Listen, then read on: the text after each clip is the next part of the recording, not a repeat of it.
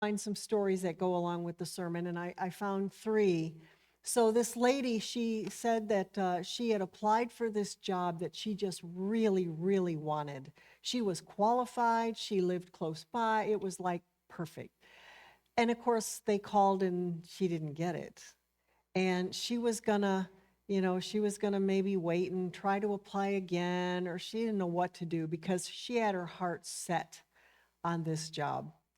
And while she was still thinking and trying to decide what to do, and she hadn't moved yet, hadn't done anything yet, an opportunity came for her to go back to school and have a scholarship for a law degree. And she said she hadn't really thought about the law, but the more she thought about it, the more she thought, well, maybe. And she ended up going to school, getting her law degree, and doing law for years and years and loving every minute of it. Had that job come through, had she not waited and, jumped right into something else, she might have missed that opportunity. But because she put the phone down and didn't immediately move to do something else, by waiting a little while, the opportunity for the law degree came by, and so she took it. There was another story that I read of a woman, and she and her husband were fostering a couple of kids from a single mother family. And the mother had been on drugs, lost custody of the kids, and the husband and wife, they took them in, and they were going to formally adopt them. While as they're going through the adoption process, the mother gets clean and decides she wants her kids back. And so she came and took the kids.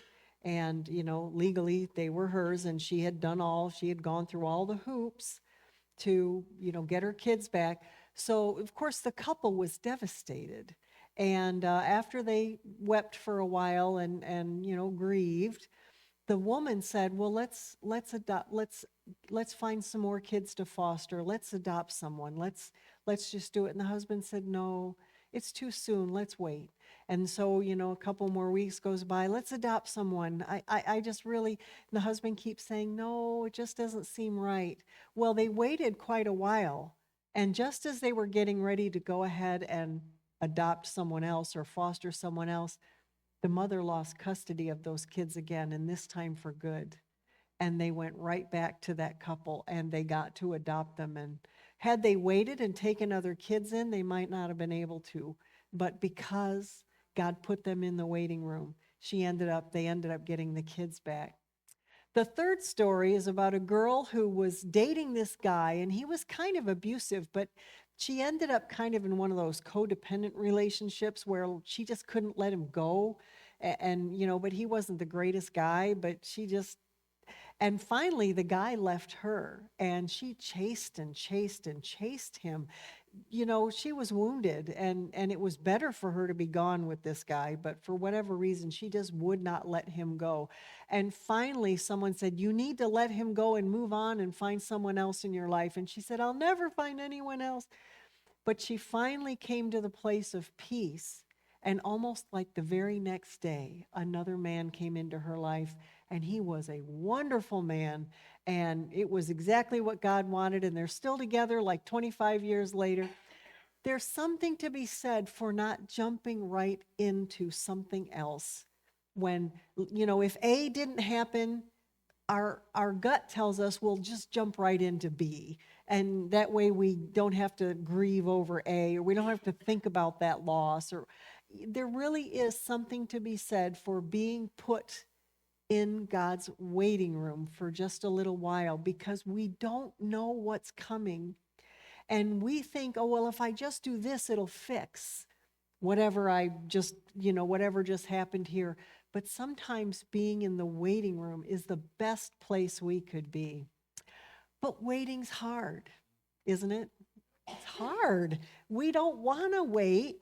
It's great when we look back, like I just told you 3 stories where we're actually looking back on what happened. The problem is we get in the waiting room and we cannot see what's coming. We can't see because God doesn't show us that.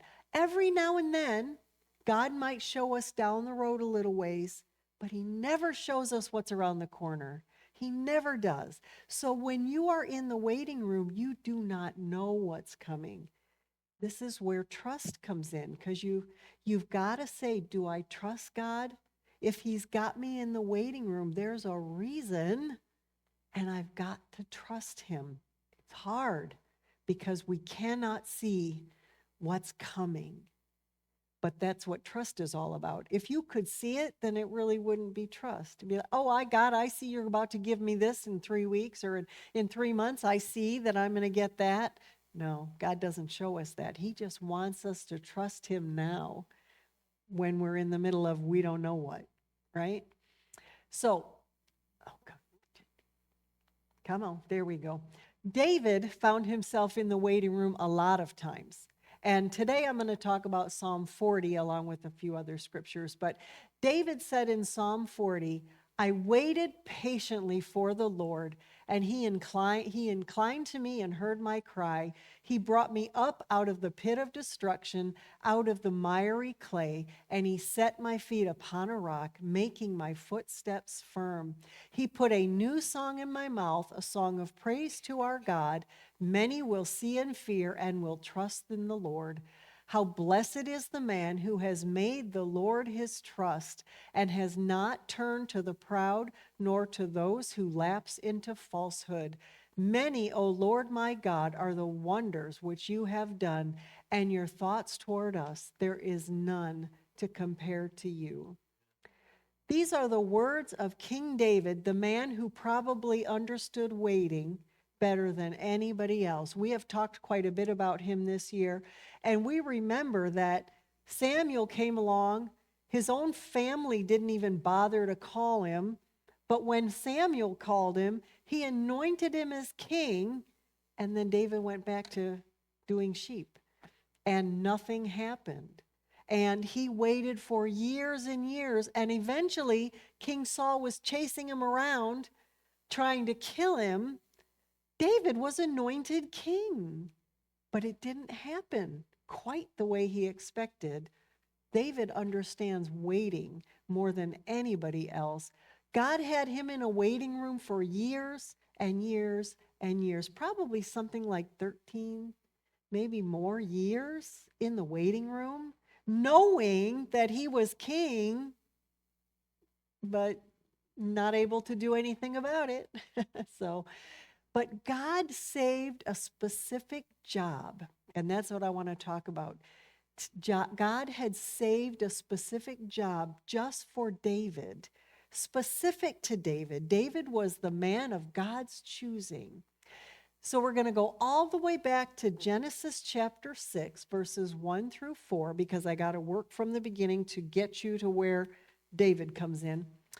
Genesis chapter 6 is a weird, a lot of preachers won't preach on it because it's just a weird little passage. We don't fully understand it. You really can only fully understand it if you look outside the Bible at some other ancient writings that kind of hint at the same thing.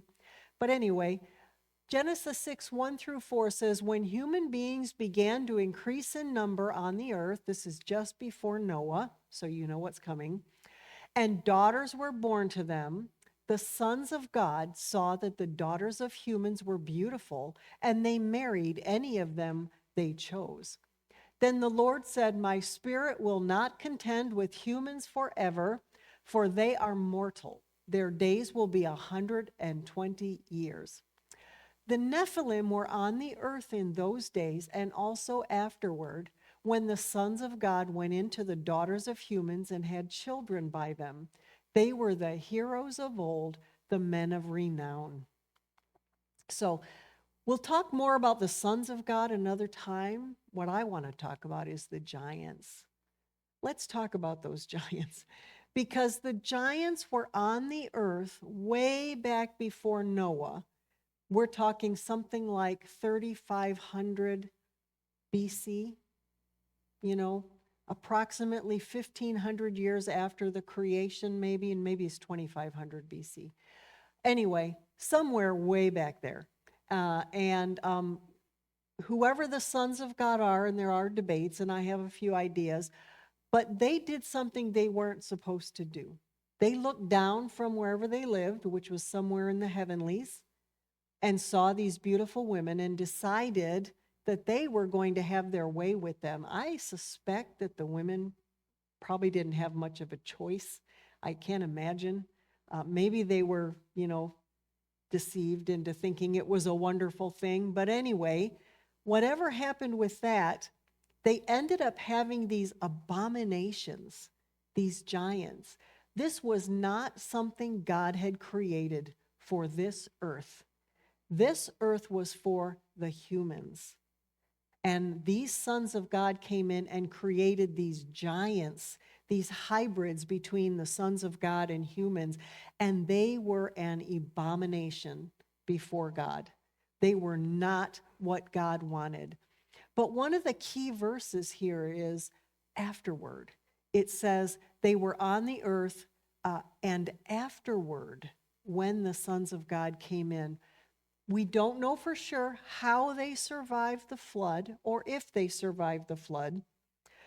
There's a couple of different thoughts, because that's the reason God sent Noah's flood, to wipe out this abomination. These giants needed to go. It's conjectured that they were doing all kinds of experiments, human animal hybrids and all sorts of things going on that should not go on. And when you have humans that can live 900 years, there was probably quite a bit of advancement, So God sent the flood to wipe out the giants. But the text says, let me back up to it here.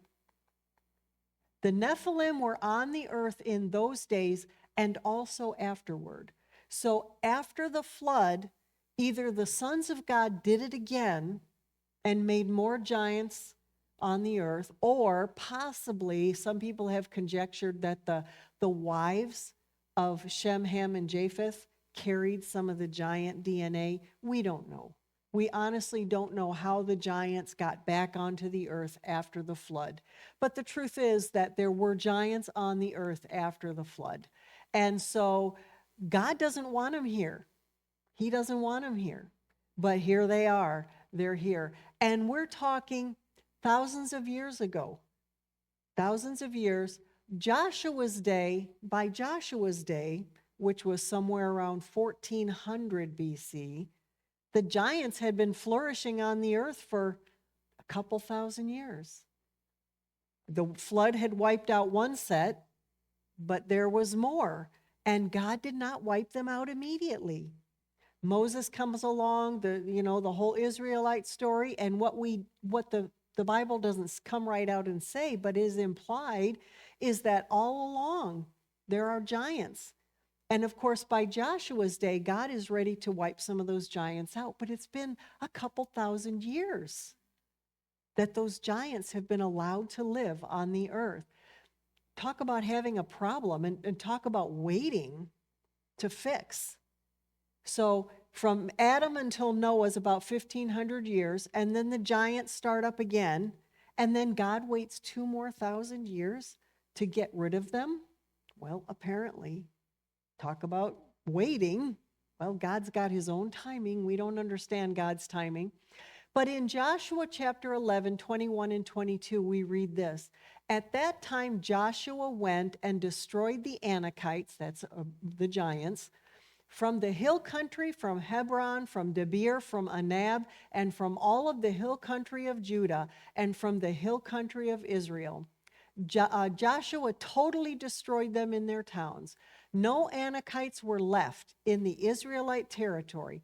Only in Gaza, Gath, Ashdod did any survive. So even Joshua couldn't get rid of all of the giants. But they were an abomination, and God did not want them on this earth because he gave the earth to us. Full humans made in God's image. Giants were not made in God's image at all, and they just had to go. But the fact is, he did not wipe them out in the Philistine territory. Gaza, Gath, Ashdod, that's Philistine territory. So they've gotten rid of them all in Israel, but the Philistines are still hosting some of them and hiding them and helping them. And so we know that even after Joshua, there's still more giants to contend with. Now, from the time of Joshua until David is another 350 years that these giants are living and growing and breeding and flourishing until David comes along. The people in Judges and Ruth and 1 Samuel, all those people, they didn't do anything about the giants. You don't hear about the giants in those books because they're all over in the Philistine territory, right? So we don't hear about the giants, but nobody's doing anything about them either. They'd been an ongoing problem, though, we discover when we read in 1 Samuel chapter 17, 1 through 11, we discover that even though they hadn't been mentioned in Joshua, they were mentioned in Joshua, but they had not been mentioned in Judges, Ruth, and the beginning part of 1 Samuel, we find out that they had been a problem. In 1 Samuel 17, 1 through 11, it says, Now the Philistines gathered their forces for war at Soko in Judah, and they camped between Soko and Azekah and Ephes Dammim. Saul and the men of Israel assembled and camped in the valley of Elah, arraying themselves for battle against the Philistines. The Philistines stood on one hill, and the Israelites stood on another, with the valley between them. Then a champion named Goliath, who was from Gath, came out from the Philistine camp. He was 6 cubits and a span. If that's correct, that's 9'9". And he had a bronze helmet on his head. He wore a bronze coat of mail weighing 5,000 shekels. That's about 125 pounds. And he had armor of bronze on his legs and javelin of bronze slung between his shoulders. The shaft of his spear was like a weaver's beam, and its iron point weighed 600 shekels. That's about 40 pounds. In addition, his shield bearer went before him. Can you imagine that little shield bearer? Here's this giant. And Goliath stood and shouted at the ranks of Israel, Why do you come out and array yourselves for battle? Am I not a Philistine, and are you not servants of Saul? Choose one of your men and have him come down against me. If he is able to fight me and kill me, then we will be your servants. But if I prevail against him and kill him, then you shall be our servants and work for us. Then the Philistine said, I defy the ranks of Israel this day. Give me a man to fight. On hearing the words of the Philistine, Saul and all the Israelites were dismayed and greatly afraid. They were not battling the Philistines and the giants because they didn't think they could win. They had forgotten about depending on God. Instead, they were just cowering in fear. Now remember, Saul was the tallest person in all of Israel. He was probably over 6 feet tall. But if Goliath really was as tall as they say, the Septuagint says he was more like 6'6", not 9'6" or 9'9".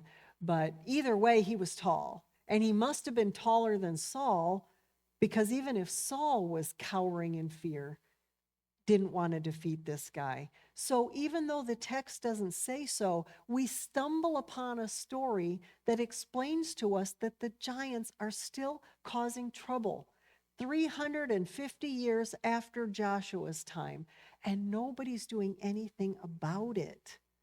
But that's why God brought David along. God had to wait until just the right time for David. First of all, the Israelites had to ask for a king. They did that somewhere around 1100 BC, 1075 or so, right in there. David was born probably somewhere around 1050 BC. So see, God's timing. It doesn't make sense to us. Why not just make David be born earlier and have David kill the Israelites during Joshua's time? God just doesn't work on our schedule. He just doesn't. But the giants were a problem only until the man of God's choosing came on the scene. They had to wait a long time. But finally, the man of God's choosing shows up. 1 Samuel 17:45 through 49 tells us, but David, now he's still just a shepherd, King Saul tries to dress him in his armor and it's too big for him. He's just, Saul's a pretty big guy, and here's little David. And David goes out and gets some little stones, and he doesn't even have a sword or anything. But David is all about God's honor, God's name. That's all David cares about. Kill me if you want. Don't smear my God's name. That was David's heart from beginning to end. So in 1 Samuel 17:45 through 49, it says that David said to the Philistine, Goliath, "You come against me with sword and spear and javelin, but I come against you in the name of the Lord of hosts, the God of the armies of Israel, whom you have defied. This day the Lord will deliver you into my hand." I could just see Goliath just laughing. "This day I will strike you down, cut off your head, and give the carcasses of the Philistine army to the birds of the air and the creatures of the earth. Then the whole world will know that there is a God in Israel, and all those assembled here will know that it is not by sword or spear that the Lord saves, for the battle is the Lord's, and he will give you into our hands." And as the Philistines started toward him to attack, David ran quickly toward the battle line to meet him. Then David reached into his bag, took out a stone, and slung it, striking the Philistine on the forehead, and he fell face down on the ground. From that moment on, the days of the giants were numbered. They were numbered. David and his men, we read all through 2 Samuel and some in the books of Chronicles, that David and his men wiped out the giants for good. You don't hear about giants ever again after David. He was the man of God's own choosing, but he came, 1,500 years or so later? 1,500 years. God waited for the man of his own choosing. So when God puts us in the waiting room and we get upset after having to wait a week or a month, we need to remember that God waited 1,500 years for David. But the giants after David were gone in one generation. That was it. So what if we think about the waiting room differently? What if we stop thinking about the waiting room as that place where we just have to sit in and just hang on till God decides to move? I think we need to think about the waiting room in a whole different way. Instead of complaining that God isn't answering our prayer, instead of doubting God's goodness because he's got you in the waiting room, instead of taking matters into our own hands because God's just not moving fast enough. Isn't that what we do? That's so human. That's what we do. What if we looked with anticipation when we are in God's waiting room? We take that time for something else and we look with anticipation about what God's going to do, because he is going to do something. We don't know what it is. We are not omniscient. God doesn't let us see around the corners, but we know based on all of this history that he's going to do something.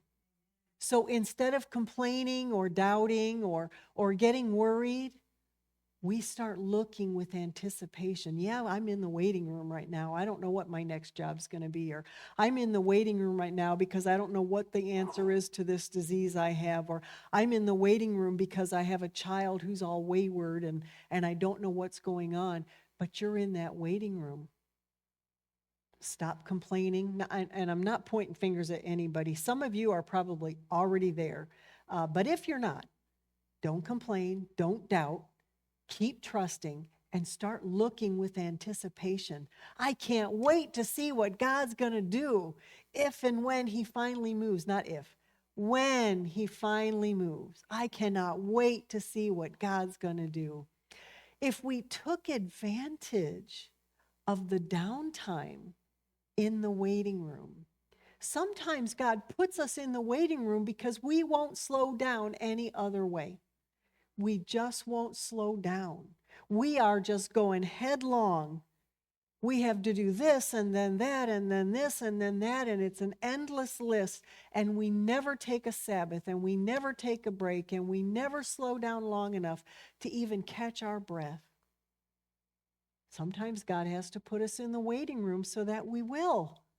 Because he just, like, if we say, God, I want to do your will, but then we're rushing headlong into the next thing and the next thing and the next thing, God's like, you really want to do my will? Okay. Waiting room for you. Just got to get you in there, right? But what if we took advantage of that waiting room time to rest, to study, to meditate, to pray? Do you ever just sit with God, not praying, not reading your Bible, just sitting there? He likes that. You don't have to speak every moment. We know, what is it, Psalm 91? No, Psalm 139. Even before there was a word on my lips, behold, O Lord, you know it all. You don't have to speak. God already knows. Have you ever just had a cup of coffee or tea or whatever you enjoy drinking and just sit with God outside on the porch and watch the birds? We don't do that. We feel like we must be working every moment of every day. We don't have to. And sometimes God will stick us in the waiting room just to get us to slow down. Life does feel like a race, doesn't it? And I swear the world is going faster and faster and faster. It's crazy. It was never what God intended for his children. He never intended his children to have to be just slaving away day after day. He gave us a Sabbath. Is it a requirement? No, I don't think so. The Sabbath is not mentioned in the New Testament as a rule. All other 9 commandments, honor the Lord, honor your parents, don't kill, don't murder, all that stuff. All 9 are mentioned in the New Testament except the Sabbath. But I think the Sabbath is a great idea, because how else are we ever going to get a break? I mean, you literally could work 7 days a week, 365 a year, and keep working and never be done with everything that needs doing. But God wants us to take a break. Life feels like a race, but it's not what God wanted. And sometimes the waiting is the thing. Have you ever thought about that? He's got you in the waiting room, but maybe the waiting is the thing that he's wanting for you. Maybe, yes, he's going to do something someday out there somewhere, but right now the thing he wants to do for you is have you wait right there with him. There's no great work coming next, maybe not for a long time, because he wants you to be waiting on him, waiting with him, abiding in Jesus, just abiding with peace and comfort and joy. I think we talk about the joy of the Lord, but it's easy to lose the joy because we're just so busy doing. Our neighbors mow the lawn, so then we got to mow the lawn, even if we didn't plan to mow the lawn, because now our lawn looks like junk compared to his, because he mowed his nice and neat. Or the neighbor just, built a new addition, so now you need to build a new addition because now your house looks all puny. Why do we do that? We do that stuff to ourselves, but I don't think we need to. Let's talk real quick, and then I've got a song. For the 50 days between Easter and Pentecost, still talking about waiting. Have you ever wondered why Jesus made them wait 50 days? He rose from the dead on the 3rd day, but they still had to wait 50 more days. Now, that's not 1,500 years, but imagine after seeing Jesus risen, and he appears here and there, not a lot, but he shows up now and then he disappears again. For 50 days, they're waiting, they're wondering. Jesus ascends to heaven, and then there's still 10 more days where nothing. 10 more days of absolute nothing. Jesus has ascended to heaven. He's not coming back. He doesn't appear to anybody. Isn't that where Peter goes, I'm going fishing? I mean, why did he make us wait 50 more days? I can tell you why. Because he wanted to include all mankind. What happened after that 50 days was not just for the Jews. And the Feast of Pentecost is the reason.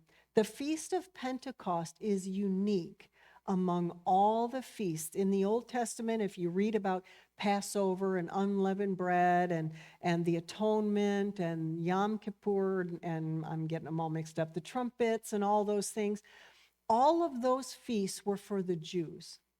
And everything included unleavened bread. You know, leaven was kind of that, like, well, the Gentiles, they're the leaven. Everything you do here, you Jews, it's all unleavened. Everything's unleavened except Pentecost. In Leviticus 2:11, it says, every grain offering you bring to the Lord must be made without yeast, that's leaven, for you are not to burn any yeast or honey in a food offering presented to the Lord. We can talk about honey another day. But in Leviticus 23:17, it says, from wherever you live, bring 2 loaves made of 2/10 of an ephah of the finest flour, baked with yeast. This is Pentecost, as a wave offering of first fruits to the Lord. Pentecost was for everyone. Had Jesus sent the Holy Spirit on a different Jewish holiday, it would have been for the Jews and not for us. But he waited because he wanted all of us. I don't think there's any Jewish people in here. He wanted all of us Gentiles, to be included. The only day he could come, the Holy Spirit, was Pentecost, so that all of us were included in that feast and in that blessing. Isn't that awesome? Had he come earlier, well, we'd still be kind of left out. We'd all have to become Jews, and then we could, do that. No, that's not what he did. Isn't that great? He did it for us. We don't understand God's plan a lot of times until we can look back at it. Unfortunately, 20/20 vision is always, they say you can look back and you have 20/20 vision. But we don't often understand God's plan, and that's okay with God that we don't understand. All he wants is for us to trust him. He just wants us to trust, because don't you agree God's plan is usually better? God's plan is usually better than ours. We have a paltry little teeny weeny plan, and God's got some huge big old thing. If we'll just wait, if we'll just hang in there, just trust him, this is ours. Isn't that awesome? So if God's got you waiting in a waiting room for anything, whether it's a medical or a financial or a spiritual or emotional or a family, whatever the waiting room might be, just enjoy it. Read, meditate on his word. Just trust him. Enjoy being in his presence. Someday we're all going to step into his real presence. But he allows us to come into his presence here. We are the ones that are too busy doing other things. So take the time to get into God's presence and just let him give you that empowerment that you need to wait for his blessing, his plan, whatever his plan happens to be.